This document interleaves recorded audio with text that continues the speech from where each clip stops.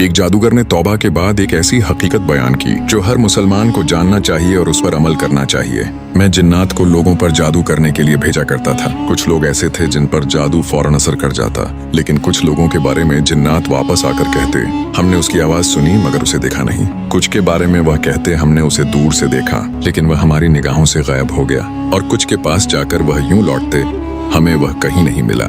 پھر میں نے مردہ کو بھیجا جو طاقتور جنات ہوتے ہیں، مگر وہ بھی ناکام ہو کر پلٹ آتے اور یہی کہتے ہمیں وہ نہیں ملا۔ آخرکار میں نے عفریتوں کو بھیجا جو سب سے زیادہ قوی اور خطرناک جنات ہوتے ہیں، لیکن وہ بھی کہنے لگے ہم نے مشرق اور مغرب کی سرزمین چھان ماری مگر اس شخص کو نہیں ڈھونڈ سکے۔ میں حیران ہو کر کہتا وہ تو اپنے گھر یا دکان پر ہے، پھر تمہیں کیوں نہیں ملا؟ تم اچھے سے نہیں دیکھا ہوگا۔ تو وہ جواب دیتے ہم وہاں گئے مگر وہ ہمیں نظر نہیں آیا بالکل۔ جب میں نے توبہ کی تو حقیقت کھلی کہ انسان ذکر اللہ اور نماز کی پابندی میں ایک دوسرے سے الگ ہوتے ہیں۔ جو لوگ بالکل حفاظت نہیں کرتے ان کا شکار کرنا آسان ہوتا ہے، وہ بالکل بے دفع ہوتے ہیں جو آسانی سے ہاتھ آ جاتے ہیں۔ جو لوگ کبھی ذکر کرتے ہیں مگر غفلت یا نماز میں کوتاہی کرتے ہیں ان کے بارے میں جنات کہتے ہیں آواز سنی مگر دیکھ نہ سکے۔ اور جو لوگ ہمیشہ ذکر و اذکار اور نماز کے حفاظت میں رہتے ہیں ان کے بارے میں جنات کہتے ہیں پوری زمین چھان ماری مگر انہیں نہیں ڈھونڈ سکے، یہاں تک کہ اگر وہ ان کے بیچ رہتے ہوں تبھی انہیں دکھائی نہیں دیتے۔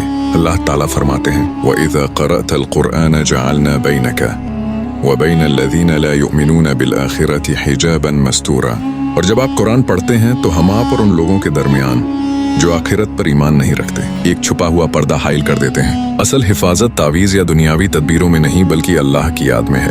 قرآن کی تلاوت ایک ایسا حصار ہے جو ناکھوں سے دیکھا جا سکتا ہے نہ توڑا جا سکتا ہے۔ نماز کی پابندی ایسی ڈھال ہے جو انسان کو ہر برائی سے محفوظ رکھتی ہے۔ جو اللہ کے ذکر میں جیتا ہے وہ شیطان اور اس کے لشکر کے لیے گویا غائب ہو جاتا ہے۔ جادوگر کہتا ہے جب میں نے یہ سمجھا تو میں نے اللہ کی طرف پلٹنے کا فیصلہ کیا اور توبہ کی۔ آج میں تمہیں بتاتا ہوں اپنے آپ کو ذکر اللہ اور تلاوت قرآن میں رکھو اور نماز کی پابندی کے حصار میں رکھو۔ اللہ کی یاد میں جینے والا شیطان کے لشکر کے لیے غائب ہو جاتا ہے۔ یہی اصلی حفاظت ہے، یہی اصلی قوت ہے۔ اے اللہ ہمیں 5 وقت کی نماز قائم کرنے کی توفیق عطا فرما، گناہوں سے بچا اور ہمارے اعمال کو قبول فرما، آمین۔